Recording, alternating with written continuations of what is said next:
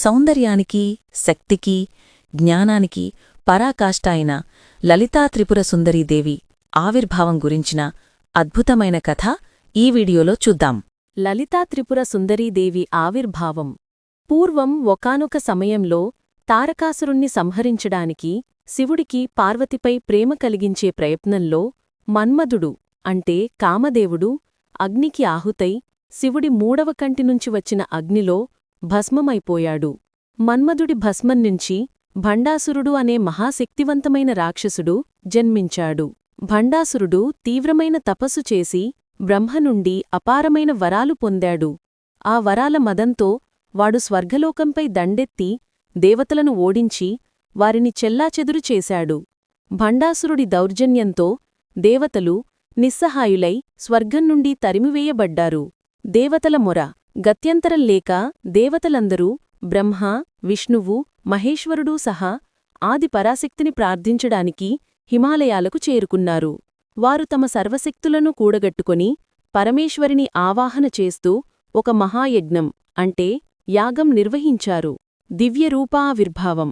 దేవతల నిస్వార్థ భక్తికి, త్యాగానికి ముగ్ధురాలై ఆ యజ్ఞగుండం అంటే యజ్ఞం చేసే కుండం నుంచి ఒక దివ్యమైన, తేజోవంతమైన రూపం ఆవిర్భవించింది.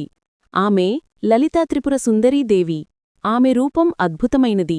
ఆమె నూతన యవ్వనంతో, అత్యంత సౌందర్యంతో ప్రకాశిస్తోంది.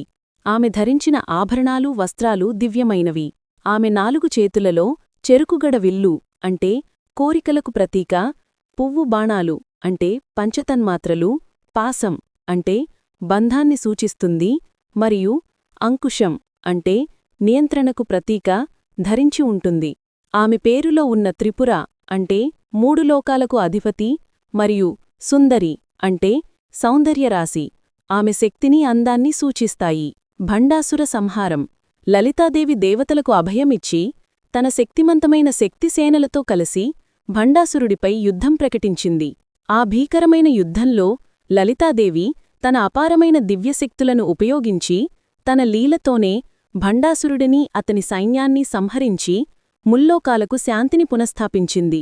లలితా త్రిపుర సుందరీదేవి కేవలం యుద్ధదేవత మాత్రమే కాదు, సృష్టికి మూలశక్తి, అద్భుతమైన సౌందర్యం మరియు జ్ఞానానికి అంతిమ రూపంగా పూజలందుకుంటుంది.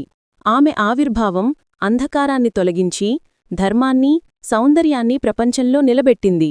లోకా సమస్తా సుఖినో భవంతు. Thank you for watching video.